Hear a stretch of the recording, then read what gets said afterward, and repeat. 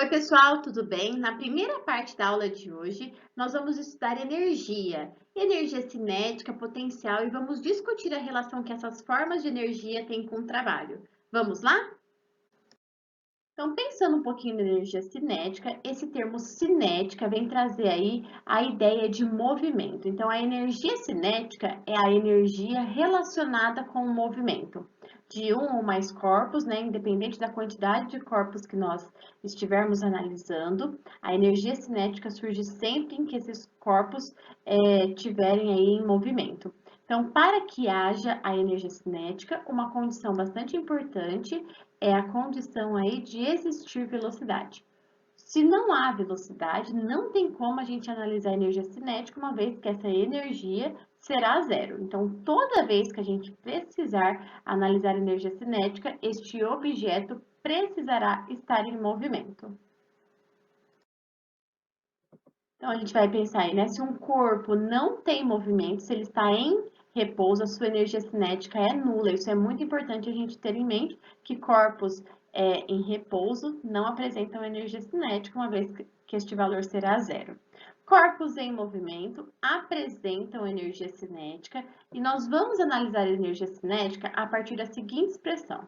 Então, matematicamente, a gente vai analisar a energia cinética a partir dessa expressão: massa, velocidade ao quadrado, dividido por 2. Essa expressão é a expressão que nos ajuda a calcular a energia cinética e nós temos aí no Sistema Internacional de Medidas a energia sempre medida em joules, né? Olha a nossa relação com o trabalho. A gente já viu que o trabalho tem a sua medida em joules. Então, para isso, né, para estar no Sistema Internacional de Medidas, a massa que nós estamos utilizando aqui para o nosso cálculo precisa estar em quilograma e a velocidade em metros por segundo, sempre em unidades do Sistema Internacional de Medidas. Nós já sabemos que quilograma, metro ao quadrado por segundo ao quadrado, né? Vai nos dar aí a informação, né, ou a unidade de medida em joules. A gente já viu essa definição anteriormente, quando estudamos o trabalho, e agora a gente está aplicando aqui nessa nova análise de energia cinética, energia que está relacionada com o movimento dos objetos. Vamos ver então um exemplo para a gente trabalhar um pouquinho com essa fórmula. Então, nós temos lá, né, um automóvel de massa aqui 800 quilos, move-se com velocidade de 10 metros por segundo. Ele quer que a gente calcule a energia cinética desse automóvel. Então, a energia cinética, né, a gente vai aplicar a fórmula diretamente, vai ser a massa, a velocidade ao quadrado, dividido por 2. Aqui a gente não precisa se preocupar com as unidades de medida, porque nós temos aí todas as unidades, né, já no Sistema Internacional. Massa em quilogramas, velocidade em metros por segundo. Então, aqui vai ser 10 ao quadrado, dividido por 2. Então, aqui, né, vai dar 400 vezes 100. Aqui vai dar 400. Vai dar 40 mil joules. Ou se a gente colocar isso aqui em notação, né, vai ser 4 vezes 10 a quarta joules. Então, tá aí nosso cálculo de energia cinética a partir desse objeto, né, que é um carro, que tem uma massa de 800 quilos e que está numa velocidade de 10 metros por segundo. E aí a gente vai relacionar, então, a energia cinética, né, com o trabalho, com o que nós já conhecemos sobre a grandeza chamada trabalho, né? E essa relação da energia cinética com o trabalho é conhecida como teorema da energia cinética ou teorema do trabalho com a energia, né? É extremamente importante a gente analisar, né, essa relação que há trabalho e energia cinética, uma vez que em muitos casos a gente vai utilizar essa relação para calcular o que um exercício pede, esteja ele pedindo algo relacionado às formas de energia ou algo relacionado ao trabalho e à força que foi aplicada. Então, vamos pensar um pouquinho aí, né? Nós temos um bloquinho vermelho que está com uma velocidade inicial e nele foi aplicada uma força constante, né? Que está proporcionando que ele se desloque aí, adquirindo uma nova velocidade, que é chamada de velocidade final. Então, nós temos aí, né, a aplicação de uma força modificando o movimento dessa caixa, né, desse bloquinho vermelho aí, e nessa modificação de movimento, a gente tem um deslocamento ali sendo analisado. Então, vamos pensar nessa situação. Se a gente observar aí, né, nós temos, então, uma força sendo aplicada de maneira constante nessa caixinha vermelha, nesse bloquinho vermelho. E se a gente tem uma força sendo aplicada de maneira constante, a gente tem variações do movimento de maneira uniforme. Então, aqui, né, pela segunda lei de Newton, a gente sabe que uma força aplicada vai gerar uma aceleração. E se tem uma aceleração constante, nós já sabemos que nós temos um movimento uniformemente variado. Aqui eu estou falando que é um movimento retilíneo uniformemente variado, porque é um movimento em linha reta, tem uma trajetória retilínea, então vai ser importante a gente pensar neste movimento aí como um movimento uniformemente variado. Por que eu estou destacando que é um movimento uniformemente variado? Porque a presença aí, né, de uma aceleração constante, por conta dessa aplicação dessa força constante, vai fazer com que a gente utilize para essa análise teorema da energia cinética, das expressões de movimento uniformemente variado. Então, se a gente pensar, né, na equação de Torricelli, nós vamos pensar na aceleração que surge dessa equação de Torricelli. Vamos lembrar a equação de Torricelli aqui? Né? A equação de Torricelli é a velocidade final ao quadrado, é a velocidade igual, né, a velocidade inicial ao quadrado, mais 2 vezes a aceleração, vezes a variação de espaço, que a gente chama de ΔS. No nosso caso aqui, a gente vai chamar de distância, só de D, né? Porque é essa distância D que a caixa está percorrendo. Essa expressão, a gente brinca que é lá o sem tempo, irmão, né? A equação de Torricelli traz uma expressão onde nós temos a relação entre aceleração, variação de espaço e as modificações de velocidade, né? Velocidade final e velocidade inicial, sem precisar de dados relacionados ao tempo. Se a gente pegar essa expressão e isolar a nossa aceleração, nós vamos ficar com essa expressão que nós temos aqui, ó. A aceleração é igual à velocidade final ao quadrado, menos a velocidade inicial ao quadrado, dividido por 2 vezes a distância ou o nosso ΔS, que nós chamamos de D, tá? Aqui é esse ΔS, que nós estamos chamando de D de distância, que é a distância que nossa caixinha, né, percorreu.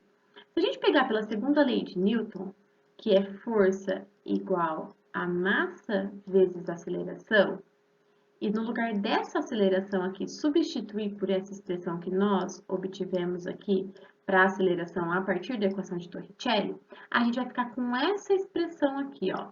Então, a força é igual a massa vezes a velocidade final ao quadrado menos a velocidade inicial ao quadrado, dividido por 2 vezes a distância. Se eu distribuir a massa aqui, né? Pensar aqui que a massa está multiplicando aqui a aceleração. Se eu distribuir a massa nos dois termos e passar a distância para cá, a gente vai ficar com uma expressão assim, ó. A força vezes essa distância, ou esse deslocamento, vai ser igual a massa vezes a velocidade final ao quadrado, menos a massa vezes a velocidade inicial ao quadrado.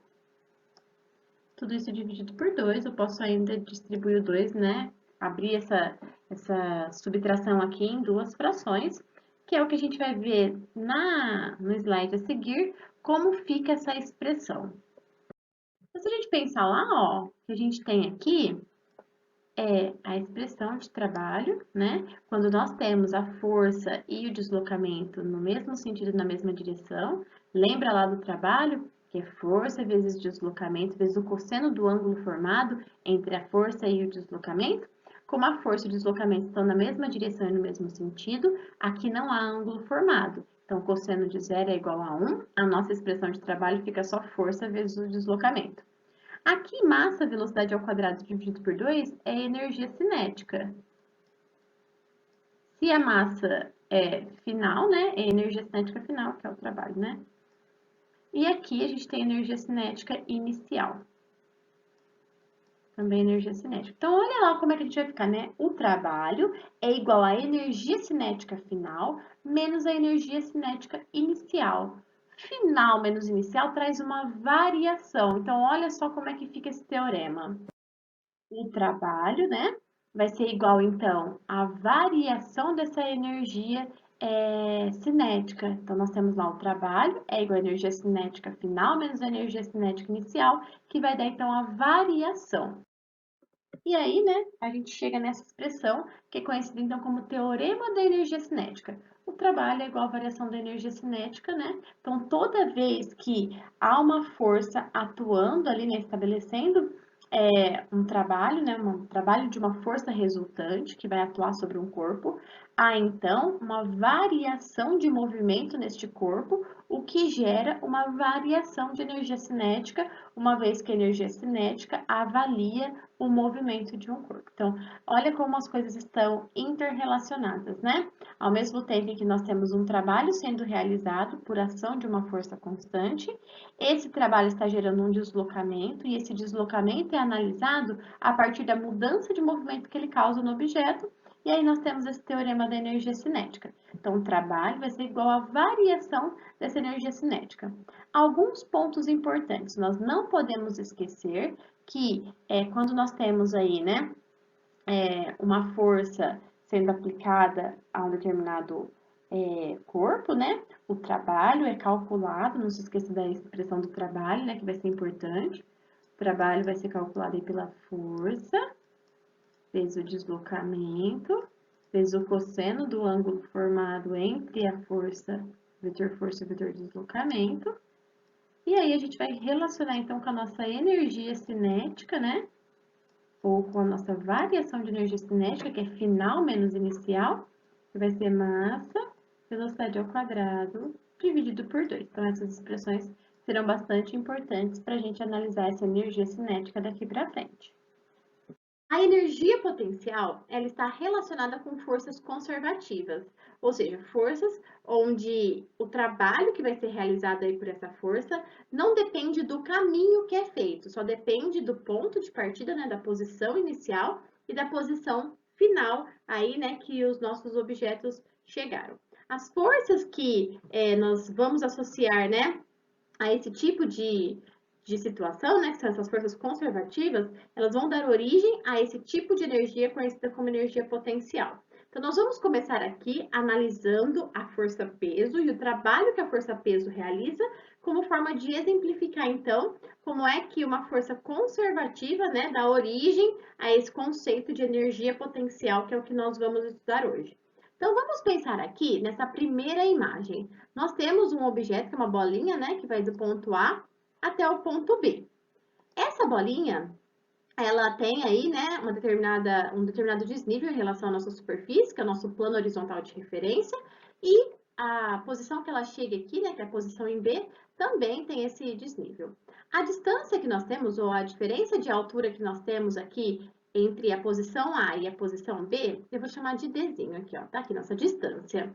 E nós vamos analisar aqui o trabalho, né, da força-peso para deslocar essa bolinha do ponto A até o ponto B. Então, vamos lembrar do conceito de trabalho que nós já estávamos estudando anteriormente. Trabalho é igual a força vezes o deslocamento vezes aí o cosseno do ângulo formado entre a força e o deslocamento. Só que aqui a gente está fazendo o trabalho da força-peso. Então, eu vou analisar aqui, no lugar dessa força, né? A nossa força-peso. Então, o trabalho vai ser o peso. O deslocamento que foi sofrido aí, né, de A até B, a gente chamou aqui na imagem de ΔR, ó. Então, já vou substituir aqui por ΔR. Esse espaço percorrido ali pela nossa bolinha. E o cosseno, ó, a gente pode pensar nesse cosseno a partir desse triângulo que foi formado, ó. Se eu pensar aqui, né, que a gente tem uma distância aqui, né, eu tenho aqui esse ΔR, né, e lá embaixo eu fechei e formei um triângulo, ó. Aqui nosso ângulo. O que é o cosseno desse ângulo? É cateto adjacente, que é essa nossa distância, dividido pela hipotenusa aí, que é o nosso ΔR. Então, olha como fica o trabalho da força-peso aqui. Vai ficar, né, o trabalho da nossa força-peso, como a força-peso vezes o deslocamento que o nosso objeto sofreu, vezes essa distância. Agora, se a gente olhar a situação, a segunda situação que nós temos, a segunda imagem que nós temos, a gente vai perceber que a nossa força-peso não depende dessas diferentes distânciazinhas que eu fui adotando aqui. Depende só do ponto final e do ponto inicial, que gerou essa distância D que nós estamos falando aqui. Logo, nós temos uma força conservativa aí, né, que está sendo analisada, que está gerando um trabalho que não depende da trajetória que foi feita, do tipo de caminho que foi feito, e sim só de onde saiu e onde chegou. Por isso, nós temos aqui, né, a força-peso como uma força conservativa. Além da força-peso, há outros tipos de trabalho que vêm de forças conservativas, como a força elástica, as forças elétricas. A força elástica a gente vai ver ainda nesta aula e as forças elétricas nós vamos estudar posteriormente aí quando nós começarmos os nossos estudos de elétrica, né, na física, eletrostática, eletrodinâmica e vamos analisar aí então essa força elétrica que também é uma força conservativa. Nós temos também forças que não são conservativas, como força de atrito, né? E aí, se a gente pensar, né, um corpo sendo deslocado de uma superfície em uma superfície horizontal onde haja o atrito, né? O trabalho realizado por essa força de atrito, ele não é um trabalho aí, né, que independe da trajetória, ele depende da trajetória, né? Quanto maior essa trajetória aí, né, maior energia vai ser perdida aí por conta desse atrito. Então, a gente vai pensar aí, né, quando tem atrito, em escolher trajetórias de menor extensão para o trabalho realizado ser o menor. Então, olha a diferença de uma força conservativa para uma força que não é conservativa, né? E aí, o nosso conceito de energia potencial vai surgir, então, dessa ideia, né, do trabalho que é realizado por forças conservativas. Destacando aqui, né, que o trabalho da força-peso sempre vai ser, então, a força-peso vezes o deslocamento, e notem que a gente não desprezou o cosseno aqui, né? Pelo contrário, a gente fez uma análise do cosseno em relação à trajetória aqui que o nosso objeto realizou, né? Deu para analisar ali em relação a um triângulo. Então, essa análise do trabalho igual a força-peso vezes o deslocamento já está embutido aí, né? A análise do nosso cosseno, né? Cosseno do ângulo formado entre o deslocamento e a força. Então, a energia potencial, né, que está associada a uma força conservativa, vai ser a capacidade que essa força tem de realizar trabalho. A partir do momento que a gente tem uma força que é conservativa, onde a trajetória não importa, né, na realização aí do trabalho, no valor do nosso trabalho, nós temos o que nós chamamos aí de energia potencial. Essa força, ela vai gerar ali, né, uma energia que tem o potencial de realizar trabalho, que tem a capacidade de realizar trabalho, né? Como se a gente tivesse uma energia armazenada para a realização de trabalho. Nós vamos ver nessa aula dois tipos de energia potencial: a potencial gravitacional e a potencial elástica. A energia potencial gravitacional é a energia potencial associada à força-peso. Então, quando a gente pega lá, né, o trabalho é a força-peso aí vezes o deslocamento, né, o trabalho da força-peso aí. A gente vai ter, então, né, que trabalha uma forma de energia, nesse caso vai ser a forma de energia potencial que nós teremos. A nossa força-peso tá aqui, né? E esse deslocamento é essa altura, esse desnível que nós temos em relação à nossa superfície, né? Então, a nossa energia potencial vai levar em consideração aí, né, a força-peso vezes a altura. Se a gente abrir aqui a força-peso em massa vezes gravidade, a gente vai ficar com a seguinte expressão, ó. A energia potencial é a massa vezes a aceleração da gravidade vezes a altura. E essa aqui, então, é a energia potencial gravitacional, porque energia potencial associada à força-peso. A massa nós vamos usar em quilograma, a aceleração aí da gravidade em metros por segundo ao quadrado, e a distância aí, né, a altura em metros. E aí, nossa energia, né, vai sair em joules, uma vez que estará aí nas unidades do Sistema Internacional de Medidas, e a unidade de energia é sempre joules. O teorema da energia potencial vai relacionar, né, o trabalho que é realizado aí com a variação de energia potencial, o trabalho que é realizado por uma força conservativa, né, com essa variação, então, de energia potencial. Se a gente pegar lá o exemplo que nós começamos a aula, tem um objeto no ponto A e ele vai se deslocar até o ponto B, né? Nós vamos então pensar nesse trabalho da força-peso para levar esse objeto de A até B. Então, vou escrever aqui, ó, trabalho da força-peso para levar ele de A até B. aí a gente vai ver que esse trabalho da força-peso vai ser, então, a massa vezes a gravidade. E nós temos aí a diferença de altura, né? Que é essa distância que eles estão, que é a altura de A menos a altura de B. Então, o trabalho da força-peso, né? Massa vezes gravidade, e a diferença aí de altura porque é a distância, né? Que nós teremos aí para levar o A até o B. Se a gente distribuir aí a massa e a gravidade, a gente vai ficar com a seguinte expressão, ó. Trabalho de A para B, trabalho que a força-peso faz para levar o objeto de A até B, né? Aqui o trabalho da força-peso vai ser mg altura A, só estou distribuindo aí esse mg, tá? Menos mg altura B. Notem que aqui mgh é energia potencial. Então, aqui é energia potencial no ponto A e aqui é a energia potencial no ponto B. O que isso quer dizer, né? Que o trabalho, né, da força-peso para levar esse objeto de um ponto até o outro é a mesma coisa que a diferença das energias potenciais gravitacionais que nós temos em relação aos dois pontos. Mas notem que é a diferença do ponto A ao ponto B e não a variação, porque a variação sempre é ponto final menos ponto inicial. Para a gente trazer isso aqui para uma variação, final menos inicial, né? Então, final menos inicial, vai ficar que o trabalho vai ser igual, né, a menos a variação, né, porque a gente tem que trazer o termo final, que é o B primeiro, né, menos a variação da energia potencial. E aí a gente chega, né, nesse teorema da energia potencial, que é relacionar o trabalho com a variação de energia.